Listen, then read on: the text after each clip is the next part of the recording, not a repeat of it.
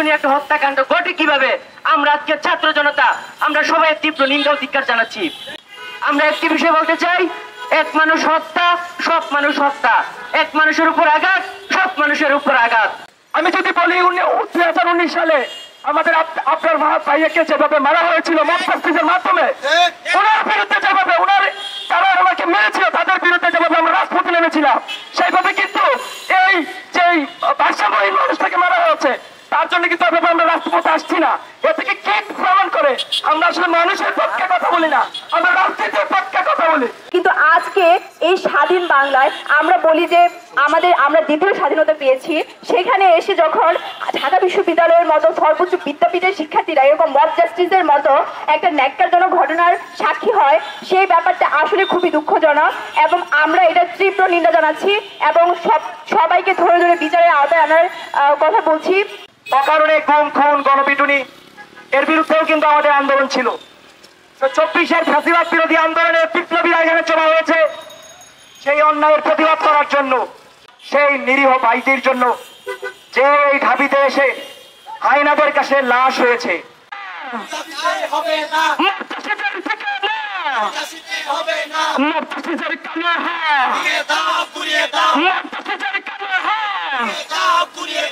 আমাদের ঢাকা বিশ্ববিদ্যালয় ক্যাম্পাসে হয়ে গিয়েছে সেটা ইতিহাস হয়ে থাকে এবং কলঙ্কের ইতিহাস ঢাকা বিশ্ববিদ্যালয়ের জন্য।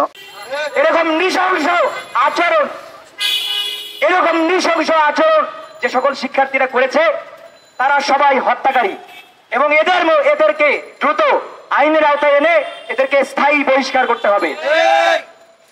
যতক্ষণ না পর্যন্ত হত্যাকারীদেরকে গ্রেপ্তার করা হয় ততক্ষণ পর্যন্ত আমরা ভিসির বাসভবনের সামনে অবস্থান করব।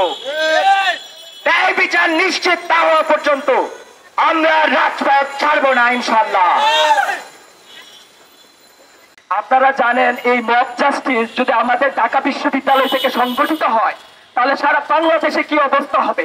আমাদের ঢাকা বিশ্ববিদ্যালয় যেখানে সারা বাংলাদেশের বিচার ব্যবস্থা থেকে শুরু করে যে কোনো ধরনের সংকটে পাশে দাঁড়ায়, সেইখান থেকে যদি এই মব জাস্টিসের মতো একটা ন্যাক্কারজনক ঘটনা এইখান থেকে তৈরি হয় তাহলে সারা বাংলাদেশে কি ধরনের চিত্র হচ্ছে আপনারা একটু ভেবে দেখবেন। লোকটা মানসিকভাবে ভারসাম্যহীন, এরপরও কিভাবে 5 ঘন্টা ধরে দফায় দফায় তাকে মারা হলো।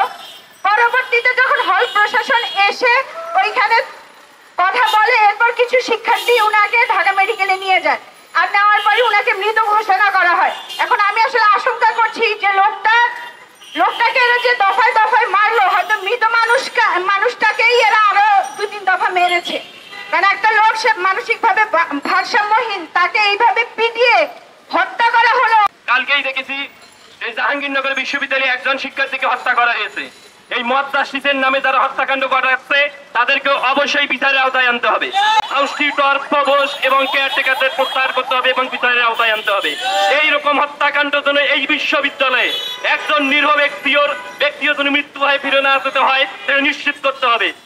সংঘটিত হয়েছে সেই সময়টা থেকে আমরা আসলে অন্যায়ের বিরুদ্ধে সোচ্চার এবং আমরা চাই যে যারা এই মব জাস্টিসের সাথে সম্পৃক্ত সবাইকে ধরে ধরে বিচারের আওতায় আনা হোক এবং তাদের ছাত্রত্ব বাতিল করা থেকে শুরু করে সব ধরনের ডিগ্রি তাদের বাতিল করা হোক এবং তাদেরকে উপযুক্ত শাস্তি দেওয়া হোক। আমরা কিন্তু জুলাই বিপ্লবে দেখেছি যে 15ই জুলাই ঢাকা বিশ্ববিদ্যালয়ের ক্যাম্পাসে যখন সাধারণ শিক্ষার্থীদের উপর সেই নৃশংস হামলা চালিয়েছিল, অতর্কিত হামলা চালিয়েছিল ফ্যাসি তাদের দূষররা, সেই সময়টাতে কিন্তু ঢাকা বিশ্ববিদ্যালয়ের সকল শিক্ষার্থীরা তার বিরুদ্ধে রুখে দাঁড়িয়েছিল, বিক্ষোভ করেছিল। আমরা একটা ফ্যাসিস্ট সরকারকে পতন ঘটিয়েছি, ফ্যাসিস্ট সিস্টেমকে আমরা উৎখাত করব। কিন্তু আপনারা যদি এই মব জাস্টিসের নামে বিভিন্ন মতাদর্শের এবং বিভিন্ন নিরীহ মানুষকে হত্যা করেন তাহলে আমাদের যে জুলাই বিপ্লব আছে, জুলাই বিপ্লবকে আপনারাই ম্লান করে দিবেন বন্ধুগণ।